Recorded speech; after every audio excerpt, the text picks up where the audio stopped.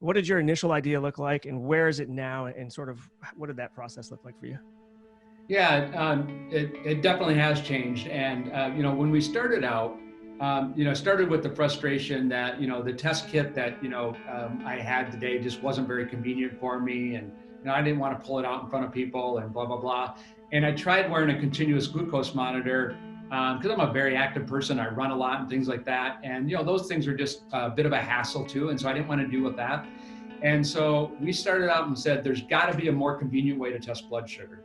And we looked at, all the things that are happening in the industry, and there's been lots of people that have tried to figure out things like measuring saliva and things like this, but none of those things actually make it to the light of day because it's a really difficult process. So we said, well, let's not change the method of measuring blood sugar. Let's change the experience of measuring blood sugar, which is what we set out to do.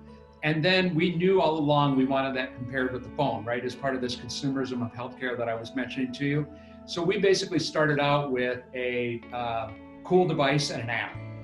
And what that's morphed into over time, as we became more clear how to compete and how to, get business, was we've turned it into a virtual care platform. So now instead of an app, we have Mina, your AI virtual coach, who's with you all the time and helping you. And then we pair with Mina a device to measure blood sugar that is still kind of, from the root of what we started back at the start's founding time.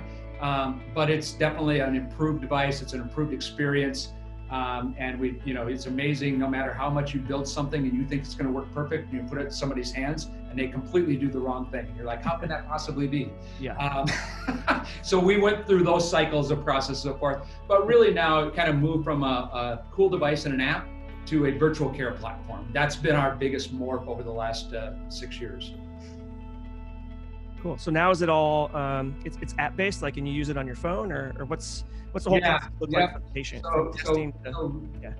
No, sorry, I didn't mean to interrupt you. Mina is an AI virtual coach on your phone. It's a mobile app that you download and you start using. And she's focused on your behaviors around diabetes management and keeping you engaged in managing diabetes. And I can talk a little bit more about how we, philosophically designed an app that we think is really much better consumer experience. I'll put that aside for a second. And then the device that is, really about 2/3 the size of a phone. And it's just smaller to carry around. So it's easier to test because you don't have to assemble it, and then it hurts much less. So we basically took away the top 3 reasons that people don't use those test kits. I carry mine on the back of the phone just because it's more convenient, but now in my hand, I have Mina and the ability to check my blood sugar anytime, like whether I'm running or biking or hiking down in the mountains in Patagonia, I can still manage my blood sugar, and that's not something I was doing before. Okay, cool. And for those who are listening and not watching the video, it's like a small, looks like a cell phone but smaller. And was it magnetic, or did it clip to the phone? It is magnetic to attach to the phone. We provide a magnet in the welcome kit, but operationally it operates all on its own, not attached to the phone. It's a Bluetooth connection to the mobile app. Okay, gotcha. So the patient would put their sample on there, and then it would just transfer the result right into the app? Yep, that's correct. Okay, cool. Interesting. I was just curious to see how that worked. So when it comes to app design, where did you, as an engineer, you probably have some connections, I would assume, maybe, or maybe I'm falsely assuming, but how did you get into the app space from like working at Medtronic? I'm sure there was some challenges. And I had not really done any app stuff at Medtronic, software stuff directly. And so we actually, I would say there's 2 parts to this that I think are important even for your listeners. Even before you start thinking about software development, thinking about user requirements, we literally talked to hundreds of people in focus groups before we started anything on the app.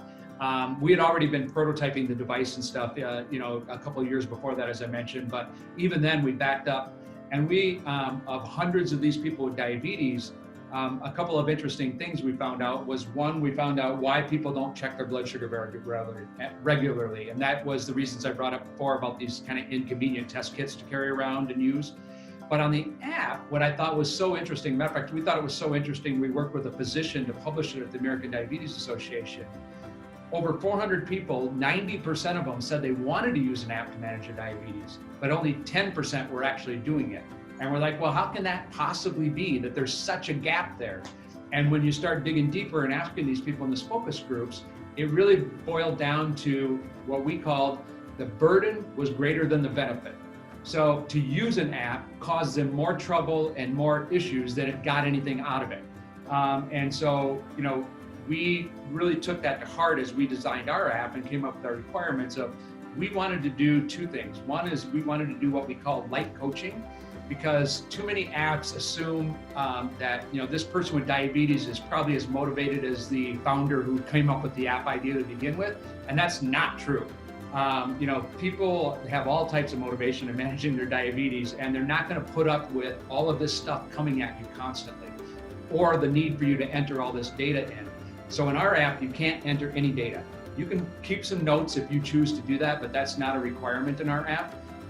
We obviously bring in the glucose data automatically, but then if we want to ask you a question, it's all just a yes or no or a slider type answer. There's no typing, so we're not asking you how many carbs you ate for dinner and things like that. And then the second thing that we do is the app is personalizing to each person, primarily based on their motivation. So if they're super motivated, the app's going to push you harder. And if you're less motivated, the app's going to push you less hard.